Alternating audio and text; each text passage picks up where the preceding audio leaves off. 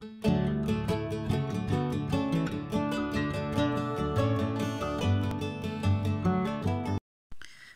arkadaşlar, kanalıma tekrar hoş geldiniz. Bugün sizinle birlikte yine güzel bir model çalışması yapacağız. Modelimiz oldukça farklı, gösterişli bir model. Ön yüzü bu şekilde, arka yüzü de yine bakın kullanılabilir görünümde. Oldukça güzel bir çalışma. Modeli bir takipçimin isteği üzerine çalıştım arkadaşlar. Bir tane yelek ördüm ama baştan sona yelek anlatımı yapmayı düşünmüyorum. Sadece parça bir anlatım yapacağım. Sayılarını verdiğimde siz de rahatlıkla yeleklerinize uygulayabilirsiniz. Model şöyle bakıldığında biraz zor ve karışık gibi görünse de yaptığınızda gerçekten oldukça kolay. Sadece çok artan bir model, arttığı için biraz fazla ip gidiyor. Biraz da zaman olarak da, yani yapım olarak da biraz ağır ilerleyen bir model. Ama hani farklı gösterişli modeller seviyorsanız severek yapabileceğiniz bir model. Modelimizi şöyle bırakalım. Yeleğimi de şöyle göstereyim açılmış halini. Bakın, yelekte de gerçekten oldukça güzel duruyor. Yeleğimizi bitirdiğimizde oldukça topluyor arkadaşlar. Dediğim gibi toplayan bir model. Oldukça fazla ilmek var ama hani çok artan bir model olmasına rağmen aradaki terslerden kaynaklı biraz topluyor, ama hani elimize düzelttiğimizde, şekil verdiğimizde, hatta yelek kullanıldığında, yıkandığında bu tersler açacaktır. Rahat bir kullanım sağlayacaktır. Yeleğimi dediğim gibi ördüm. Bunun beden sayılarını da vereceğim. Sizler dilediğiniz şekilde uygulayabilirsiniz. Şöyle bakıldığında bakın, şuradakiler ahududu modelini de andırıyor arkadaşlar. Yeleğimi kenara alacağım. Hemen modelin yapımına geçeceğiz. Sayılarını da verecek olursak arkadaşlar, şöyle bir örnek 14 ilmekten oluşuyor. 1, 2, 3. 14 ve katları artı 5 ilmek şeklinde modelimizi kuruyoruz. Bu şekilde ayarlayabilirsiniz. Şimdi hemen küçük bir parçada başlayayım, modeli anlatayım. Sonrasında yeleğin sayılarını da videonun altına da ekleyeceğim arkadaşlar. Şöyle sarı renkte bir ipten başladım. Açık renk yine. Birlikte hemen yapımına geçelim. Başladığınızda kendi zaten gösteriyor kendini. İlmeklerin ne yapacağımız birkaç sıra yaptıktan sonra hemen anlayabiliriz. 2 ilmek kenar ilmeği koydum ben. Haroşa olarak öreceğim oraları. Modelin yapımına hemen geçiyoruz. 2 haroşam, 2 ilmek ters, 1 ilmek düz, 2 ilmek ters. Sonrasında 9 ilmek düz örüyoruz. 1, 2, 3, 4, 5, 6, 7, 8, 9. Bir modelimiz 14 ilmek oluştu. Tekrar ikinci modelimize başlıyoruz. Yine 2 ilmek ters, 1 ilmek düz, 2 ilmek ters. Sonrasında yine 9 ilmek düz örüyoruz. 2, 3, 4, 5, 6, 7, 8, 9. Yine son yarım örneğimiz. Çünkü aynı ilmekle başlayıp bakın aynı örnekle bitiriyoruz. O yüzden 2 ters, 1 ilmek düz, 2 ilmek ters. Kenar haroşamı da örüyorum 2 ilmek. Ve sıramı tamamladım. Şimdi arka sıraya geçiyoruz. 2 ilmek kenar haroşam vardı. Onu ördüm. Birini örmeden aldım. Arkada yine ilmekleri gördüğümüz gibi örüyoruz arkadaşlar. Önde 2 ters, 1 düz vardı. Şimdi arkada tam tersi 2 düz, 1 ters, 2 ilmek düz. 9 ilmek ters örmüştük. Pardon, düz örmüştük. Bunlar arkada ters ilmek. Arkayı da 1-2 sıra yaptıktan sonra belli oluyor ilmekler. Hani örmesi daha rahat oluyor, takibi de. Hem önde hem arkada işlem olan bir model. O yüzden dediğim gibi hani ilmekler de arttığı için biraz ağır ilerleyen modellerden bir tanesi, öyle söyleyeyim. 9 ilmek tersimi ördüm. 2 düz, 1 ters, 2 düz. Yine 9 ilmek tersim var.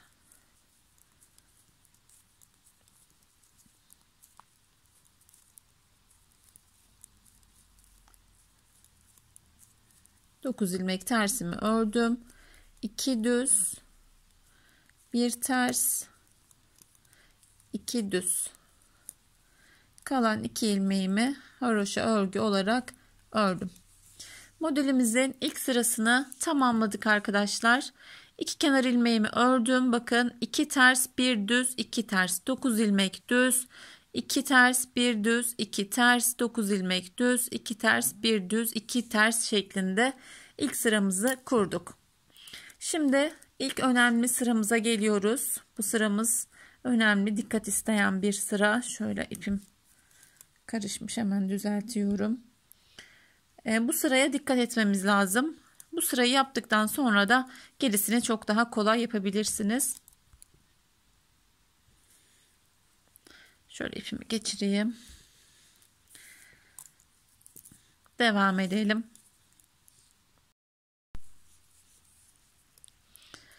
İki kenar ilmeğimizle yine başlıyoruz örgümüze. Birini örmeden almıştım. Birini ördüm. 2 ilmek tersim var burada. 1 2 2 ilmek tersimi ördüm. 1 ilmek düzümüz vardı. Buradan artırma işlemi yapacağız. 1 ilmek ördüm, bir tane doladım. 1 ilmek ördüm, bir tane doladım. 1 ilmek ördüm, bir tane doladım. 1 ilmek ördüm, doladım. Son kez doladım ve toplamda 9 ilmek elde ettim arkadaşlar.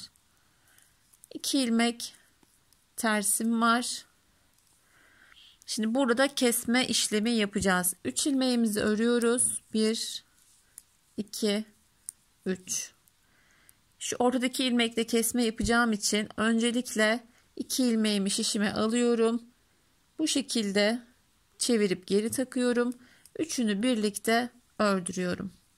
Ve bakın şu görüntü çıkıyor arkadaşlar ortaya.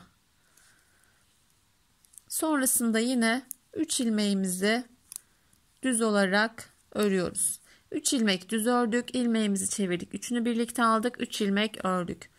2 tersim var. Düz ilmeğime geldim. Artırdım 1. Bir tane ördürdüm. Artırdım 2. Bir tane ördürdüm. Artırdım 3. Bir tane ördürdüm. 4. Son kez yapıyorum. 9 tane ilmeğim oluyor burada. Bunu kontrolünü yaparsanız 2, 4, 6, 8, 9. 9 ilmeğim oldu. 2 ilmek ters. Tekrar 1, 2, 3 ilmek ördüm. Bakın öncelikle sağ kesim yapıyormuş gibi şişimi takıyorum. Çıkardım. Çevirerek geri takıyorum. Ortadaki 3 ilmeğin ortasındaki ilmek başa gelecek şekilde aldım. Üçünü birlikte kestim. 1 2 3. 2 ilmek ters örüyorum. Burada şimdi bir ilmekten 9 ilmek yapacağız. 1 2 artırdım, 3 artırdım, 4 artırdım, 5. 4 kere artırıyoruz, 5 kere de örmüş oluyoruz arkadaşlar. Toplamda 9 ilmek olacak orada. 2 ilmeğimi ters ördüm. Kenar ilmeklerimi de örüp sıramı tamamladım. Şimdi hemen arka sıramıza geçiyoruz. Yine burası önemli sıralardan bir tanesi. Kenar ilmeğimi ördüm. Bakın burada artık hani ilmeklerimiz göründüğü gibi, yani olduğu gibi görünmeye başlıyor arka sırada. 2 ilmeğim düz. Burada 9 ilmeğim var. İlk ilmeğimi ters ördüm. 7 ilmeğimi düz örüyorum.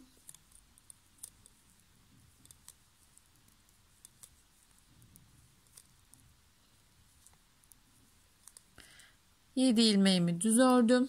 Yine baştaki ilmeğimi ters örüyorum. Yani 9 ilmeğin ilk ilmeği ve son ilmeği ters, aradaki ilmekler düz. Ters ilmeğimi ördüm, 2 ilmek düz. Burada 9 düzümüz vardı ön sırada.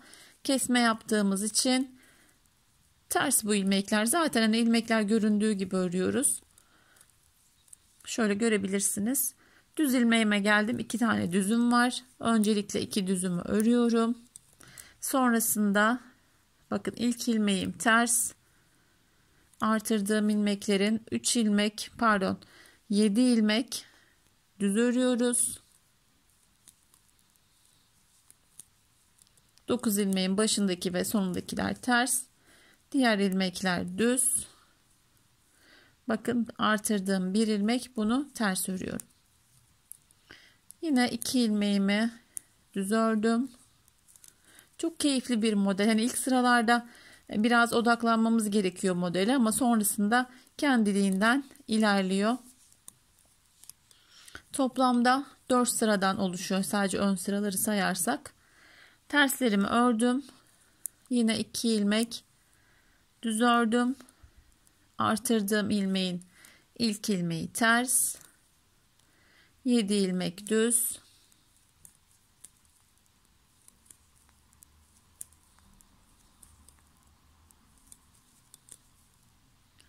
Yedi ilmeği düz ördüm. Son ilmeğim yine ters. 2 ilmek düz. Kalan ilmeklerim kenar ilmeği.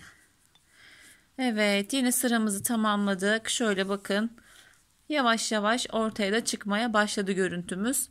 Diğer sıramızla devam ediyoruz. Oldukça arttı ilmek sayımız arkadaşlar. Hem artıyor hem keserek devam ediyor. 2 ilmeğimi ördüm. 2 ilmeğim ters.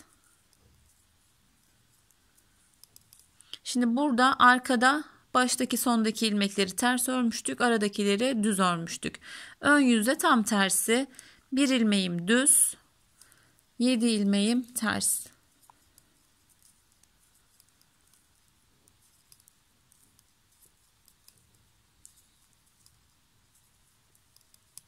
Kenardaki ve başındaki sonundaki ilmekler 9 ilmeğin düz. Ortadakiler ters. 2 tersimi ördüm.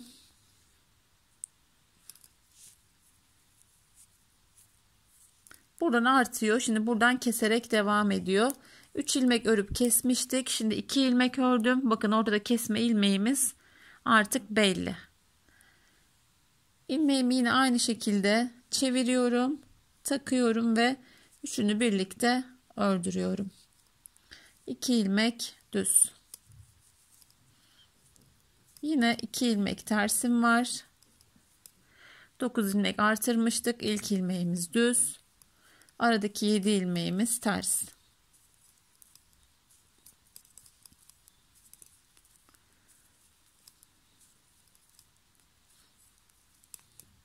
Yine baştaki ilmeğimi düz ördüm. 2 ilmeğim ters. Yine 2 ilmek 2 ilmek düz ördüm. Bakın kesme ilmeğimiz ortada. Onu hemen başa alıyoruz. Üçünü birlikte kesiyoruz. 2 ilmek düz.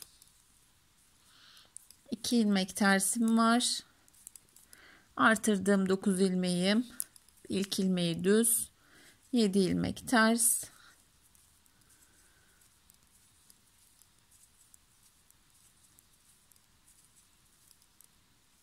Kenardaki bir ilmek düz. 2 ilmek tersim ve kenar ilmeklerimi örerek sıramı tamamlıyorum. Arka sıramıza geçiyoruz.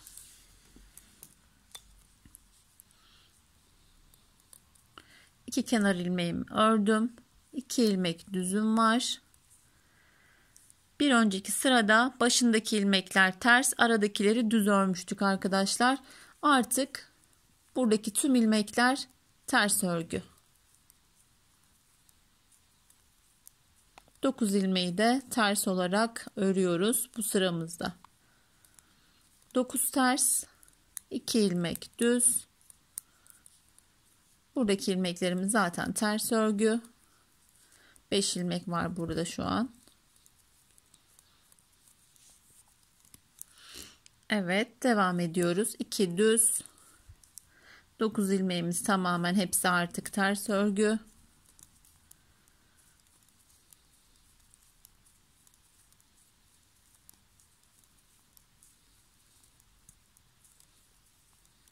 İki düzüm var. Terslerim var. Şimdi gördüğümüz gibi örüyoruz. Sadece şurada artırdığımız ilmeklerimiz, ilk ilmeği ters, diğerlerini düz örmüştük bir önceki sırada. Onları da tamamen ters örüyoruz. Hızlıca ilerliyorum artık. Modeli bu sıradan itibaren de artık biraz anlamış olmalıyız arkadaşlar.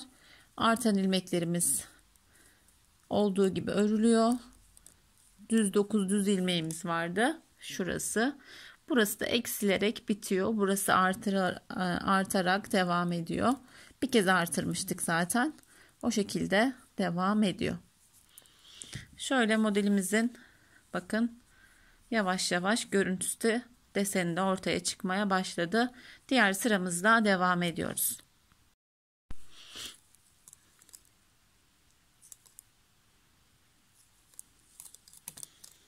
Oldukça keyifli bir model. Artmış olmasından dolayı dediğim gibi biraz ağır ilerliyor. 2 ilmeğimi ördüm. Buradaki ilmekler de arkada tamamen ters örmüştük. Bakın bir önceki sırada da bir ilmeği düz, diğerlerini ters örmüştük. Artık şöyle görebilirsiniz. Tüm ilmekler burada düz oluyor arkadaşlar. 9 ilmeğimizi düz örüyoruz artık.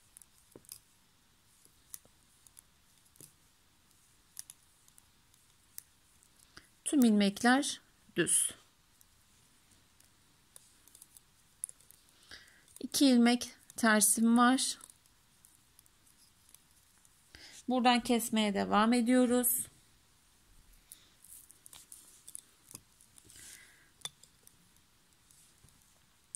Bakın burası da artık 5 ilmek kaldı. 1 ilmeği ördüm. 2 ilmeği çevirdim. Ortadan kesmeye devam ediyoruz ve son 1 ilmek. Bakın artık 1 ilmek örüp üçünü birlikte örüyoruz. 1 ilmek. Aradaki 2 ilmek terslerimizin yerleri hiç değişmiyor arkadaşlar. Buralar hep ters devam edecek. Buradaki ilmeklerin 9 ilmek düz örüyoruz bu sırada.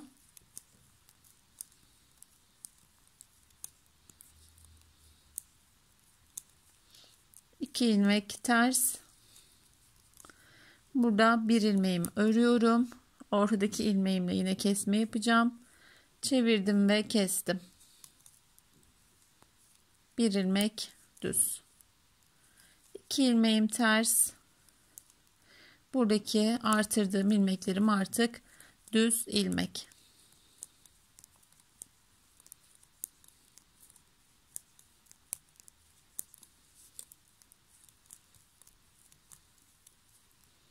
Kalan 2 ilmeğim ters.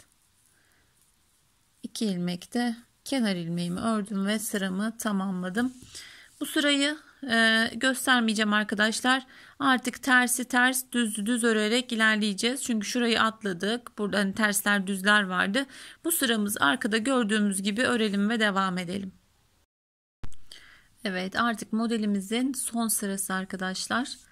Devam ediyoruz. Arka sırayı ilerlettim ben. Düzü düz, tersi ters örerek. Bu sıramızda yine oldukça kolay. Kenar ilmeklerimi ördüm. 2 ilmek tersimle başladım. Yine buradaki ilmeğimiz 9 ilmeğimiz düz örgü.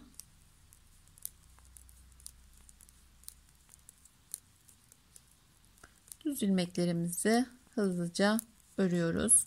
2 ilmeğimiz ters. Burada son 3 ilmeğimiz kaldı artık. 2 ilmeğimi aldım, çevirdim ve üçünü birlikte ördürüyorum ve modelimiz de burada tamamlanmış oluyor. 2 ilmeğimi ters ördüm. 9 ilmeğim düz örgü.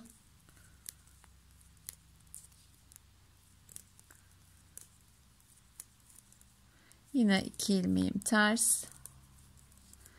3 ilmeğimi keseceğim. Öncelikle çeviriyorum. Bunu farklı şekillerde de görebilirsiniz şu çevirme işlemini, ama bu şekilde çok pratik oluyor arkadaşlar.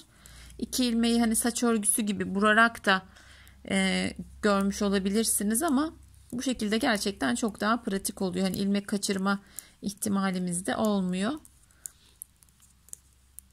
Düzümü düz ördüm. Üçünü birlikte örerek son iş sıramı tamamladım. 2 ilmek ters, 2 ilmek kenar ilmeği. Arka sıramızda burada yine arkadaşlar yani tersi ters, düzü düz öreceğiz. Bakın 9 tane tersimiz var. Şurada arada bir tersimiz kaldı. Diğer 2 ilmeklerimiz düz.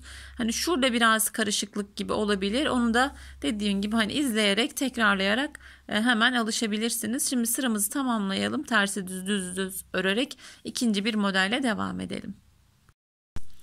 Evet, bir döngümüzü tamamladık arkadaşlar. Şimdi ikinci bir döngüye geçeceğiz. Aslında aynısı, yani başladığımızda göreceksiniz diğer sıraların aynısı ama sadece yerleri değişiyor. 2 ters ile başlıyoruz. Burada 2 tane örüp artırma işlemini yapmıştık. Bu kez burada kesme işlemi var. Yani şurada yaptığımız işlem var. 2 tersimi ördüm. 2 kenar ilmeğimle birlikte 1, 2, 3 ilmek düz ördüm. Yine aynı şekilde ortadaki 3 ilmeğimi kesiyorum. 2 ilmeğimi öncelikle çevirdim ve kestim. 1, 2, 3 ilmek düz ördüm. 2 ilmek tersim var. Burada bakın 1 ilmek, şuradaki yer burası. 1 ilmekten 9 ilmek öreceğiz. 1 artırdım, 2 artırdım, 3 artırdım, 4 artırdım, 5. 4 kere artırmış, 5 kere ördürmüş oluyoruz arkadaşlar. Yine hani kontrol edebilirsiniz buradaki ilmek sayınızı. 9 ilmek olması gerekiyor. 2 tersimi ördüm. 1, 2, 3 ilmek düz ördüm. 2 ilmeği çevirdim ve kestim. Üçünü birlikte ördüm. 3 ilmek ters, pardon düz. Aynısı aslında, yani yeniden başlamış olduk modele. Sadece yerleri değişiyor ama o da kendini gösteriyor zaten. Bakın buraya geldik.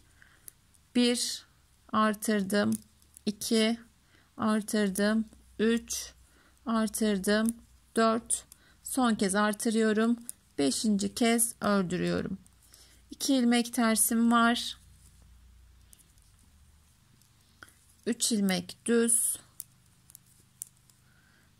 1, 2, ikinci ilmekle sağa doğru çıkarıyorum ilmeklerimi. Geri takıyorum. Üçünü birlikte kesiyorum. 1, 2, 3 ilmek düz ördüm. Kenardaki 2 ilmeğim ters. Dediğim gibi terslerin yerleri hiç değişmediği için arkadaşlar kolaylıkla devam edebiliyoruz örgümüze. Şimdi arka sıraya geldiğimizde bu sırayı tekrar edelim. Aslında hani devamını artık getirebilirsiniz. Başlangıcını yaptık. Kenar ilmeğimi ördüm. 2 ilmek düzüm var. Buradaki ilmeklerim ters. Bir önceki sırada burada artırma sırasıydı. Şu an kesme yeri bu tarafta. Terslerimi örüyorum. 7 ilmek tersim var.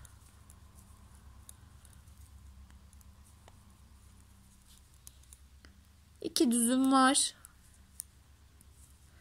Burada artırdığım ilmeğin bir önceki sırada olduğu gibi ilk ilmeğini ters, diğer 7 ilmeğini düz örüyorum.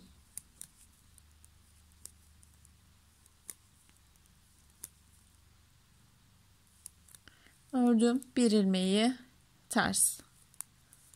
Yine 2 ilmeğimi düz örüyorum. Aradaki ilmeklerim bunlar ters örgü.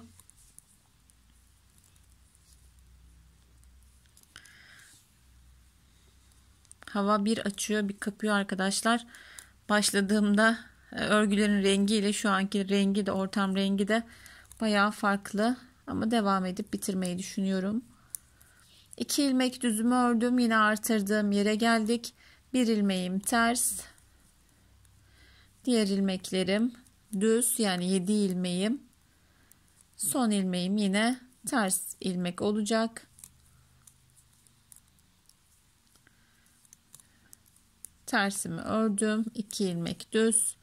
Bir önceki sırada daha detaylı anlattığım için biraz daha hızlıca geçiyorum arkadaşlar.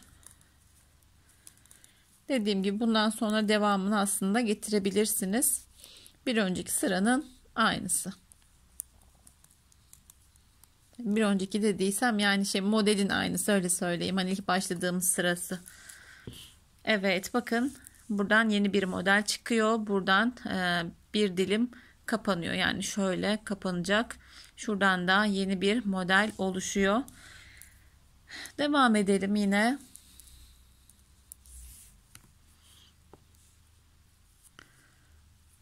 İki ilmeğimi kenar ilmeğimle birlikte 4 ilmeğimi ördüm. Yine burası eksiliyor. 3 ilmek örüp kesmiştik. Şimdi 2 ilmek örüyoruz. Ortada kesme ilmeğimizle kesimimizi yapıyoruz. Üçünü birlikte alarak. Sonrasında yine 2 ilmek düz. 2 ilmek ters. Burada yine bakın artırdığım ilk ilmek, artırdığımız ilmeklerin ilk ilmeği düz. 7 ilmeği ters. Arkadakinin tam tersini yapıyoruz ilk sıralarda. Sonraki sıralarda arkası tamamen ters, öndeki ilmekler de düz olarak ilerleyecek arkadaşlar. 2 ilmek örüyorum. Üçünü birlikte kesiyoruz. Sonrasında yine 2 ilmek düzümüzü örüyoruz. Arada 2 tersimiz var. Artırdığımız ilmeklerin ilk ilmeği düz, diğer 7 ilmek ters.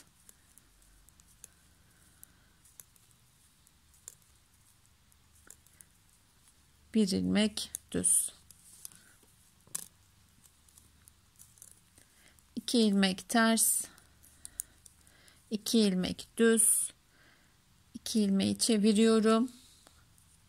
Kesme işlemini yaptık. 2 ilmek düz. Kalan ilmeklerimiz ters örgü ve haroşa örgü olarak tamamlıyoruz. Aslında bundan sonra uzatmaya gerek yok arkadaşlar. Şöyle son ilmeğimi de ördüreyim.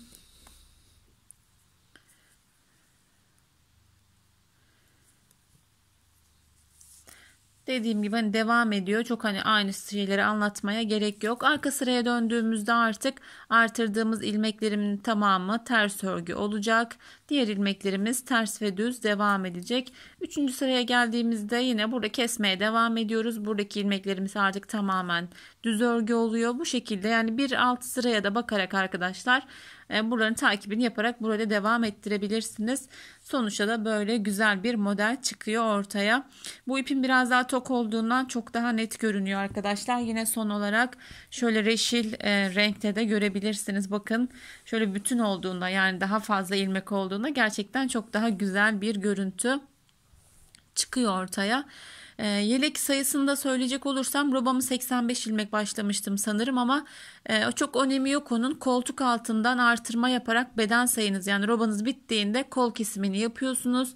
Beden ilmeklerini sayıyorsunuz. Toplamda 159 ilmek arkadaşlar. 159 ilmek olmasına rağmen dediğim gibi biraz dar duruyor. Siz isterseniz 14 ilmek ilave ederek bir örnek daha büyütmeniz mümkün. Tercihinize kalmış.